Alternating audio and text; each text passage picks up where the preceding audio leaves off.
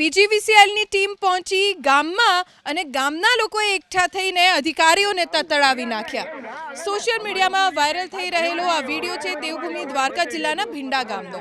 પીજીવીસીએલની team police બંદોબસ્ત સાથે ગામમાં પહોંચી હતી વીજ ચેકિંગ કરવા માટે। આ સમયે ગ્રામજનોએ ઘેરી પીજીવીસીએલના કર્મચારીઓનો ઉધડો લીધો।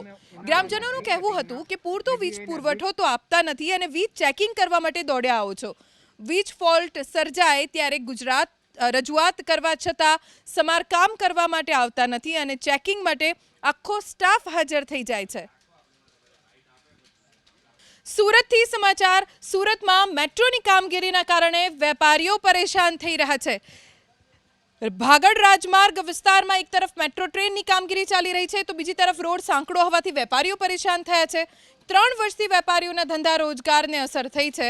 ભારે વાહનો પસાર થતા હોવાથી દુકાનના સાઇન બોર્ડ અને શટરને પણ નુકસાન થઈ રહ્યું છે।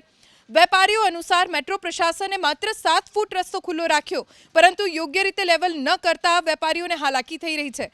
કેટલાક વેપારીઓએ કપાતમાં ગયેલી જમીનનું પૂરતું વળતર ન મળ્યું હોવાનો પણ લગાવ્યો આરોપ।